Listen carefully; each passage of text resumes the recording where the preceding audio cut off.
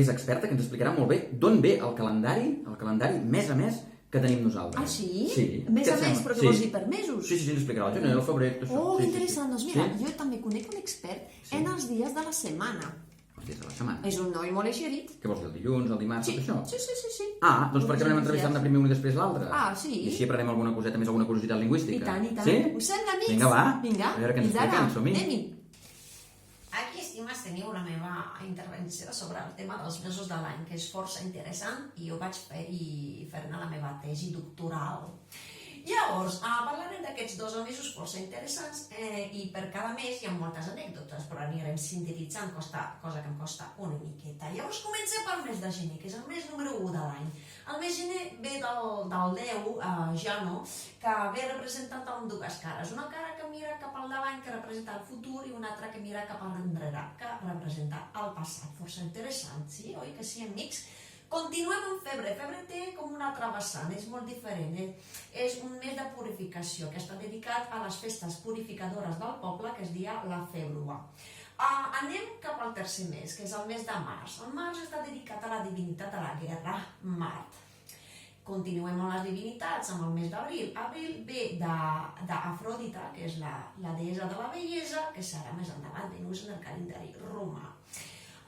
Què passa amb el mes de maig? El mes de maig continuem amb les divinitats, amb la divinitat Maia o Maius.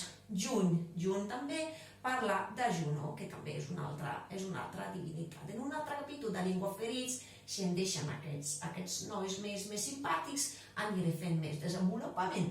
Al mes de juliol canvia la cosa. Tenim una anècdota molt interessant per al mes de juliol i el mes de l'agost no estem parlant de cap divinitat, tot i que els emperadors eren considerats com a divinitats. De qui parlem? Parlem de Julio César i d'Octavi August. Què passa? Que tenen 31 dies. Per què? Perquè l'emperador, com volia ser millor que ningú, perquè és un déu a sobre dels déus, volia més dies dels altres dies de l'any. Llavors, què va fer? Va agafar del mes de febrer, que és el segon mes, uns dies per prendre per ell. Què va passar? Que Augustus, clar, com volia ser el mateix d'important que Julio César, també va dir, jo vull agafar uns dies. Per tant, els mesos de juliol i d'agost porten 31 dies. Oi que és interessant, amics? És que a mi m'apassiona, però clar, has d'anar perquè aquests m'estan mirant. Setembre. Què passa? Que ja no parlem de divinitat, parlem de números. Fixeu-vos, setembre, octubre, novembre i desembre. Per què això? Perquè abans el calendari començava al mes de març. Llavors, el mes de març és el mes número 1, 2, 3, 4, 5, 6, 7. El setembre era el setè mes del calendari. Octubre el número 8 i a novembre el 9è i a desembre el 10è.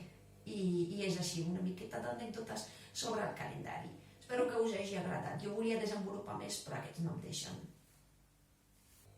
Bé, efectivament, l'etimologia dels noms dels dies de la setmana és francament interessant. Dilluns és el dia de la lluna, dimarts el dia de Mart. Fixeu-vos que el mes de març també està dedicat al mateix déu, és l'únic que té un mes i un dia de la setmana. Dimecres és dedicat a Mercuri, dijous a Júpiter, divendres a Venus. Potser alguns coneixeu una població de la Catalunya Nord que es diu Port Vendres, és també el port de Venus.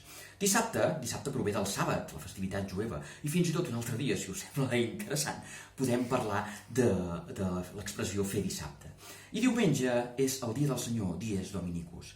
I com a curiositat, si m'ho permeteu, si tinc un breu instant, fixeu-vos que en català posem dilluns, que vol dir el dia de la lluna, però en canvi en francès o en anglès és just al revés, és lundi o Monday, el day va al final. I encara diria més, en castellà ha desaparegut aquest dia, aquest day, i diuen simplement lunes.